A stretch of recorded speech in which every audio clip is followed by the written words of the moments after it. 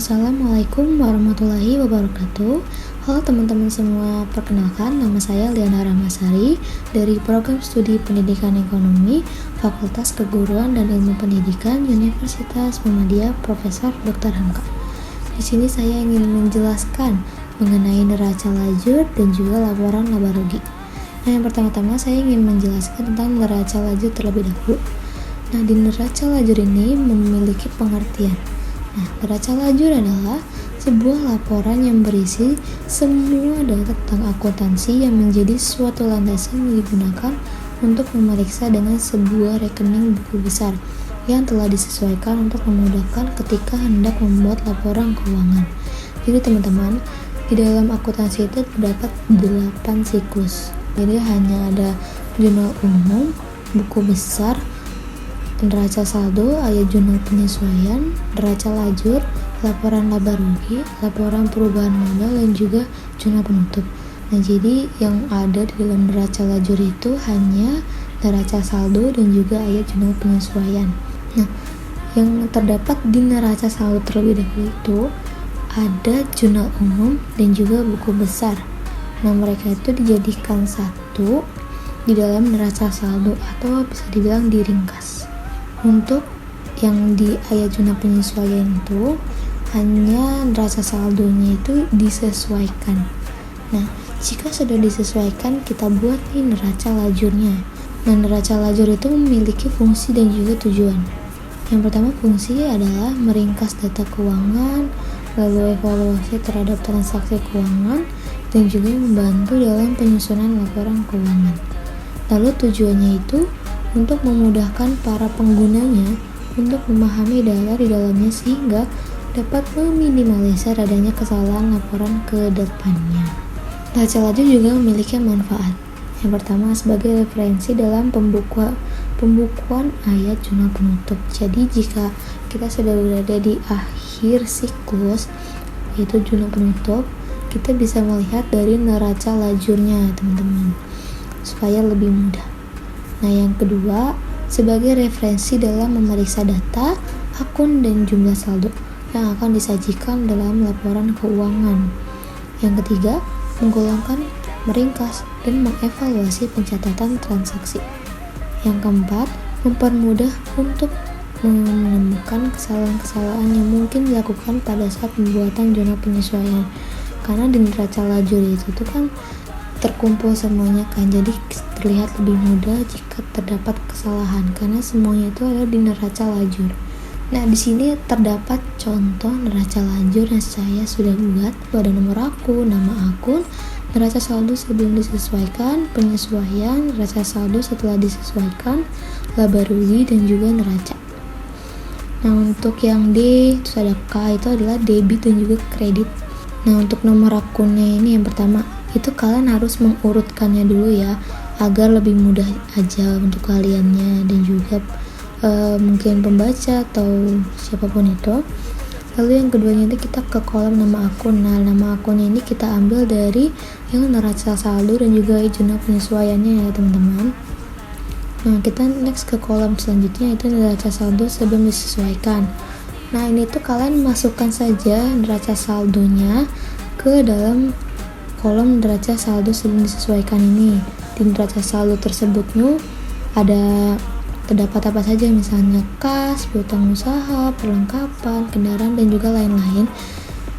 Nanti setelah sudah masuk semuanya, kalian jumlahkan ya, untuk debitnya berapa, kreditnya berapa. Bila sudah balance, kita next ke kolom penyesuaian. Tetapi bila belum balance, mungkin terdapat kesalahan ya teman-teman, bisa kalian benarkan terlebih dahulu. Kita next ke kolom penyesuaian. Penyesuaian ini kita ambil dari ayat jurnal penyesuaiannya ya. Ayat jurnal penyesuaiannya tidak terdapat semuanya, tetapi hanya beberapa saja.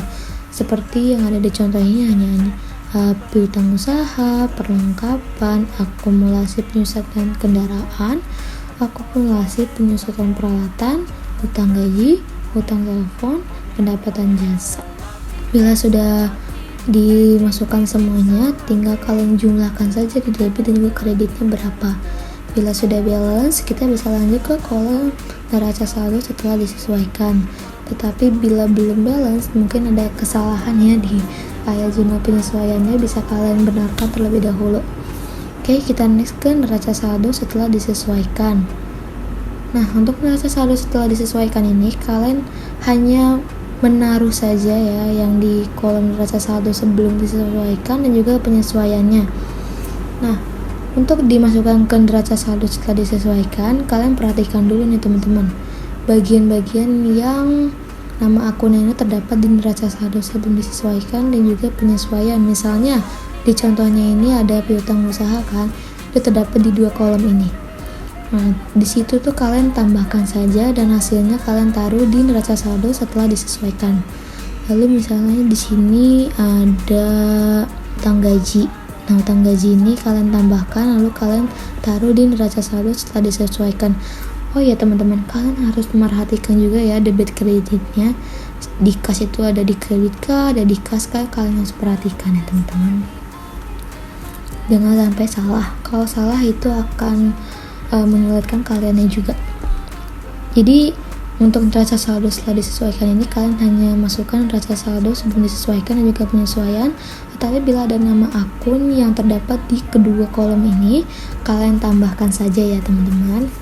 Lalu jika sudah masukkan semuanya, kalian jumlahkan ya teman-teman.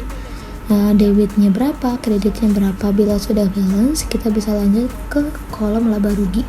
Bila belum balance, mungkin kalian juga mendapatkan kesalahan, mungkin ya kalian bisa benarkan terlebih dahulu. Lalu di kolom laba rugi ini kan untung dan juga rugi. Nah, untuk labanya sendiri itu ada pendapatan jasa. Nah, untuk ruginya ini adalah beban-beban ya teman-teman. Nah, kalian untuk masukkan ke laba rugi ini hanya laba dan juga beban-beban. Ya, terdapat di sini sudah tersedia contohnya ya. Ada pendapatan jasa sebagai laba dan juga beban-beban sebagai rugi. Kalian masukkan dan kalian jumlahkan dulu. Nah, di sini bila tidak balance, nah di sini kan sebelumnya ini belum balance ya teman-teman. Di contohnya ini 24.500 untuk kredit dan juga di debitnya itu 24.350. Nah, untuk membalancekannya, kalian hanya mengurangkan saja teman-teman. 24.500 dikurang 24.350 itu berapa hasilnya? Hasilnya itu ada 150. Nah, itu adalah laba. Mungkin kalian juga bisa mendapatkan rugi. Nah, kalau di contoh ini kan laba. Nah, jadi hasil yang lebih sedikit itu kalian masukkan labanya ini atau hasil dari pengurangan kredit dan juga debitnya. Kalian masukkan ke dalam kolom yang hasilnya itu lebih kecil. Kalian tambahkan dan hasilnya akan sama dengan hasil yang lebih besarnya. Seperti ini ya teman-teman, hasilnya 24.500. Jadinya balance. Nah, kita next ke kolom selanjutnya yaitu neraca. Neraca ini adalah aset dan juga hutang beserta modal dan prive. Nah, untuk asetnya itu adalah kas, piutang usaha dan kawan-kawan. Nah, untuk hutangnya itu adalah utang usaha, gaji dan juga telepon. Kalian masukkan ke dalam neraca, kalian jumlahkan. Nah, bila hasil tidak balance sama seperti yang tadi guys teman-teman, kalian kurangkan dulu hasilnya. Nah, bila sudah ketemu, kalian taruh di bagian yang lebih kecil, lalu kalian tambahkan dan hasilnya akan ketemu ya. Seperti ini 136.300 untuk neracanya. Oke teman-teman, apakah kalian sudah paham? Bila belum paham, silakan kalian bertanya di kolom komen di bawah ya teman-teman. Oke, kita masuk ke laporan laba rugi. Nah, di sini memiliki pengertian ya laporan laba ruginya. Laporan keuangan yang berfokus untuk menunjukkan pendapatan dan pengeluaran perusahaan selama periode tertentu. Jadi semacam keuntungan atau pengeluaran atau pendapatan dari suatu perusahaan itu kita taruh di laporan laba rugi. Nah, laporan laba rugi memiliki fungsi dan juga tujuan. Fungsinya itu sebagai bahan pertimbangan keuangan yang mencakup transaksi operasional perusahaan selama periode tertentu seperti harian, mingguan, bulanan, dan juga tahunan. Untuk tujuannya untuk menilai apakah perusahaan mengalami keuntungan atau kerugian dari kegiatan operasionalnya. Manfaatnya untuk mengevaluasi pendapatan dan pengeluaran perusahaan, lalu ada mengevaluasi biaya yang dikeluarkan, merencanakan investasi ke depannya, dan juga mengambil keputusan bisnis di masa mendatang. Oke, di sini terdapat contoh lagi teman-teman, yang sebenarnya untuk bagian laporan laba rugi ini mudah saja karena kalian hanya melihat dari peraca lajurnya saja. Seperti tadi ya guys teman-teman, kita tinggal taruh saja yang kolom rugi. Sepertinya itu kan yang sebenarnya sudah saya jelaskan, laba rugi itu adalah pendapatan dan juga beban-beban. Nah, pendapatan itu ada di neraca lajurnya itu ada 24.500.000. Nah, untuk bebannya itu kan banyak sekali ya teman-teman. Nah, situ kalian tinggal hanya taruh saja. Bila sudah ditaruh, kalian jumlahkan nih guys untuk bagian yang bebannya. Bila sudah bertemu yang bagian bebannya, tinggal kalian hasilkan di sini, lalu hasil dari pendapatan dan juga hasil dari penjumlahan bebannya ini kalian kurangkan, dan hasilnya ini adalah laba atau rugi yang kalian dapatkan. Kalau dalam contohnya ini adalah laba ya teman-teman, labanya itu ada 150.000. Gimana teman-teman, mudah nggak sih untuk hasil akuntansi neraca lajur dan juga laporan laba rugi? Bila ada yang belum paham, kalian bisa komen di kolom komen di bawah ya teman-teman. Baik, sekian dari penjelasan dari saya. Kurang lebihnya mohon maaf karena manusia tidak ada yang sempurna. Baik teman-teman, billahi fisabilil haq wasabiqul khairat. Wassalamualaikum warahmatullahi wabarakatuh. Dadah.